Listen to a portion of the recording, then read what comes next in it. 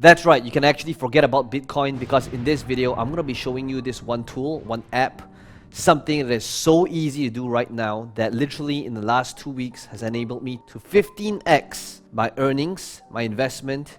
When you understand why this thing is so simple, you'll be able to do it as well. And you're going to realize why Bitcoin or anything like that, of that kind, is really not worth the investment right now.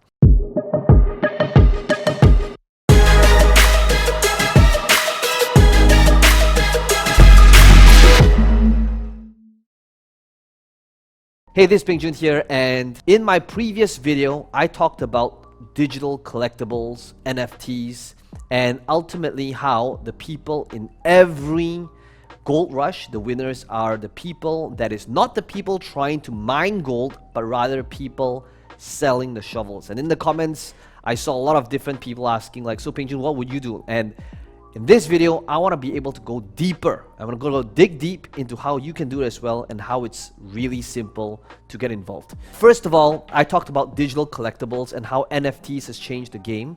There are a lot of different platforms and how all these different platforms and collectibles that is selling these digital products that is linked to blockchain and digital art, digital collectibles is really changing the game, and why if you enter this market right now, it is going to transform. And if you're willing to hodl and hold this digital asset for a long time to come, doesn't even need to be long, could be a couple of weeks, could be a couple of months, but by the year end, your odds of tripling, doubling, 10xing this investment is extremely high. So let me explain. So right now there is an app called VeVe, which is one of the first few apps that managed to bring in big name licenses. I'm talking about DC, Batman, Joker, Cartoon Network, Ultraman, and they have secured a lot of different licenses from big companies, because one of the people that is sitting in their licensing department is hit. His name's Alfred Khan. He's the person that brought Pokemon outside of Japan to the US. And right now, he is sitting on the top of this company in their licensing department, developing this app, bringing these licenses in. Now, you're probably thinking, so Peng Joon, what does this have to do with anything? How is this an opportunity right now? We'll come to that in a second. And at the same time, if you understand the framework and the structure first, this app over here is backed up by a token or a cryptocurrency called OMI. Okay, and OMI is the platform that kind of powers the entire thing under the hood, where people who is utilizing this app doesn't see what's happening behind the scenes. Just like how if you connect to the internet, you probably don't know what's happening behind the scenes, under the hood.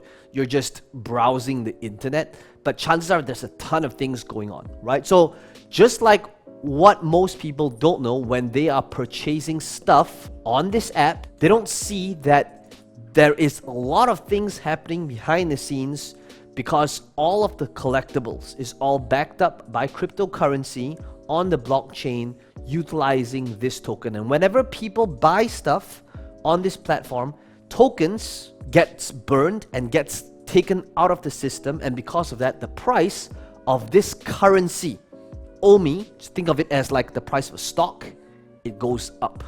Okay, so you will see that right now the price of an OMI token, right, you can see over here, price of OMI, is slightly under 1 cent. So if you take a look at this, okay, in the last 3 months, this is what the chart has looked like right now. So I came into this slightly at about over here, and over the last 2 weeks or so, it has nearly doubled to triple. Now, you could be thinking, now slip back a little bit, so what is the direction of this? Where do I see this thing hit it?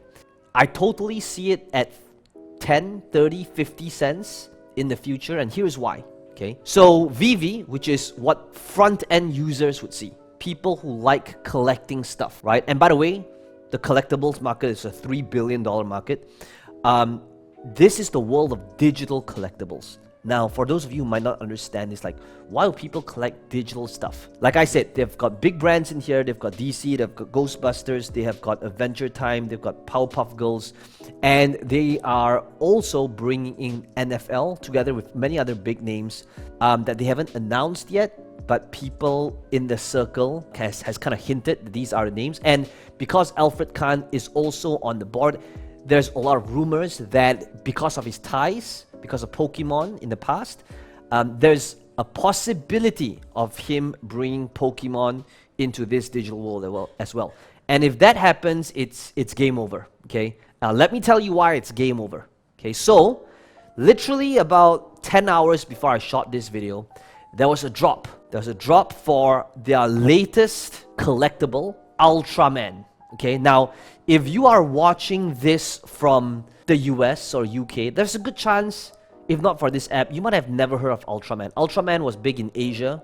It came from Japan, and just like Pokemon, then it was exported to a few other countries. Many different Asian countries, China, Singapore, Malaysia, we had Ultraman. I used to watch Ultraman growing up. And Ultraman was like a huge thing. And when they dropped Ultraman, let me just kind of show you the numbers for the Ultraman drop. Okay, so as you can see here, I just brought this up. They literally just dropped this 10 hours ago. Okay, and let me tell you what the Ultraman drop looked like. So the common, which is the original Ultraman himself, that looks like this, there was only 9,500 of them. And this was sold at $40. Now, you do the math. 9,500 units multiplied by 40, that is 380,000 for the common. Now, this was the uncommon. I refreshed my app over and over and over and over and over again, and the only thing that I could get in that 1 hour of queuing was this, okay? Was this Ultraman 7. And Ultraman 7, take a look at this. It's $50 multiplied by 6,005. That's another 320,000. And then this was the rare Ultraman Ace. If you ask me, it looks very similar with Iron Man. Who knows who copied who? Okay, but I'm sure somebody got inspiration from somebody else. Take a look at that, right? This was $60 multiplied by 3,500. That's 210,000. Just that alone, 300,000 plus 300,000 plus 200,000. You know what? That's $1 million launch. Not to mention the rare, the ultra rare. That has got 1,950 units. That is going to be dropped in a couple of days, is listed at $90. They know how to market, they know how to hype things up. But the point I'm trying to make is this, okay? These guys just sold over $1 million in digital sales. For what? For what? For pixels. Collectible pixels tied to the blockchain that was sold out in like a couple of minutes. The app was so slow, they delayed the thing for an hour, and everybody was complaining. But you know what? I was on the Telegram channel. Everybody's like, this app sucks. I'm never coming back. But they're still there. They're still talking about it. And I can tell you this is something that I've learned from friends being in the sneaker scene. This is what hypes things up. A person might be saying, hey, you know what? This sucks. I'm not able to buy anything. But you know what? Because they felt that way, it's the very fact, because of that feeling that you can't get something, that is what making them queue again and again and again and again and again. And that's kind of like how hype works, whether it's hype sneakers, hype anything. So what does this mean for you? Now, this means that there's an opportunity in both sides. Why? In both the collectible as the NFT, as well as investing in the coin that powers this.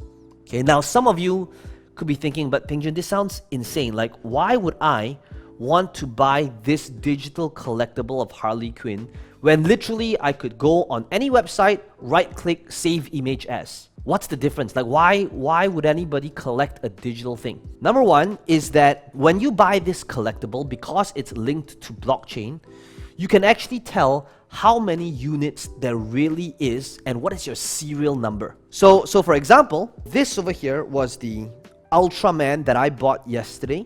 So if I were to kind of load this up, now one thing about the app is that if you own that thing, you can create the augmented reality version of this. So that means, I don't know if you can see this, I can take a picture and I can place the NFT that I just bought, which is Ultraman, and guess what? I can display my Ultraman here, I can rotate him, I can bring him forward, And I can show this off in my feed in VeVe, just like posting on Facebook, Instagram. I can take a picture of this and display my collectible. Now, if you think about it, the main difference between the digital collectible and the physical collectible, when it's digital now, because it's linked to blockchain, you can truly see that this is item number X out of however many there is in circulation. So if you take a look at my profile right now, I have been buying up these collectibles, and on average, these collectibles, it's gonna shock you. Ever since this thing dropped, so there were Batmans, there was Robins, there was Cartoon Network, where there are all these unicorns, there was Harley Quinn. It's gonna shock you, but every one of these collectibles that's sold on a VeVe app, this is the current price that's being sold in the secondary market. You'll see that the Batman at the retail price, this was like the Series 1, sold at $70. In the marketplace, it's currently fetching $6,000. You would be able to buy this if you got in early January. Okay. Now, if you started where I started off, which was first week of March, you would have been able to get these Batmans that was sold about $70, and right now they're being sold at $1,004. Okay. Now, the Ultramans that was sold yesterday, the ones that was the commons, right now they are swing flipped on the secondary market for about $250, and the uncommons for about $500. So that means for every dollar you spend, if you got it, you would have 3x'd, 5x'd your return buying these collectibles. Okay, now I know that if you're new to this, it seems hard to grasp. It seems hard to Peng Joon, I don't get it. I can understand why would somebody pay $70 for a physical collectible, but a digital thing and this is the main thing people are not able to grasp when it comes to NFTs. Think about it this way. This is literally history in the making. This is an app creator bringing in all of the major brands and licenses, where now you can collect them in a digital format, but also use augmented reality to show off your collectibles digitally. Like, I could go to anywhere in real life and bring up a Joker, a Batman, and who knows what other big names or brands to be bringing in. But just imagine the sale of, again, Ultraman last night. And I can tell you, just based on Telegram and what people were saying, 90% of people that lived in the US, UK, when they saw this drop, 90% of them doesn't even know what or who Iron Man is. They're just in on the hype. And they sold out everything within an hour. Can you imagine if they did this every single week, which they are? They've already announced plans that eventually is going to be the case. The next drop is going to be a Back to Future car. But the difference is with AR, they're even gamifying the collectible. Which means if you bought the Back to the Future car, you would be able to drive the car around in a remote control setting in an augmented reality. Isn't that cool? And I can tell you that this thing is exciting to me as a collector. And you might not be a collector, and you might be in it just purely for, hey, Peng Joon, I want to make money. Great, I understand it, I respect that. So how do you play the other side of the game? Now this over here, this is what I'm talking about, right? You could be the end user trying to collect the digital collectible and then flip it in a secondary marketplace within their app, make 3, 5, 10, 20x returns. Because now you are investing in a piece of history on top of just digital collectibles. And again, I know if you're not used to this, it's hard to grasp, but imagine saying, hey, you know what? 30 years from now, I bought the first series of Batman when it was released as a digital collectible, as a non-fungible token, as an NFT, when it was first released. So if you don't want to play that game, you could be playing the other side of the coin, which is what I do. I play both sides of the coin, which is investing in the token that powers the app that's backed up by blockchain. So the reason why you could track how many there are, that there's only, say, 2,000, 5,000, 9,000, and it's very transparent, is because everything is backed up by blockchain. So how do we play this game then, and why would the price increase? Here's why. This is where the tokenomics comes in. Now, it sounds a little bit technical. So the thing that powers this app over here is cryptocurrency, which is OMI, their own token. And this is how it works, okay? So imagine right now the end user. They don't know what happens under the hood. They're just collectors. They don't care about cryptocurrency. They don't know what powers it. They don't know how many tokens there are in supply, how much gets burned, all of that, right? So just like any in-app purchase, a person might put $10 in, and as a result of spending $10, you get 10 gems, right? So just like any other game that's on mobile, it's an in-app purchase, right? Like Clash of Clans. You buy a bunch of gems, and then you pay the amount to the iTunes store, and then the user gets the gem wallet. So to the end user, this is it. The end user is, I pay 10 bucks, I get 10 gems. The end, right? That's all they see, that's all they experience. But here's what happens under the hood. Now, under the hood, so take a look at this. It says, the purchase triggers a process to send the same amount of value in OMI from the in-app reserve through the user's OMI wallet to the OMI vault. So right now, 40% goes to the in-app reserve, and then it goes into the user's OMI wallet, and the OMI remains in the vault until the gems are spent. So right now, the user still has $10 in the wallet. They haven't spent anything just yet. So once they spend that money, take a look at this. The corresponding OMI in the vault is exchanged for the NFT and then moved to the out of circulation wallet. Okay, so just imagine this. So that means 10 hours ago, when $1 million was dropped on Ultraman, where most people didn't even know what Ultraman was, especially if you're living in the US, that means the corresponding OMI in the vault, they are exchanged for NFT. So when somebody buys the NFT, the amount is going into OMI to purchase OMI, and guess what's going to happen to the price? It's going to be driving up prices because it's going to be moved out of circulation.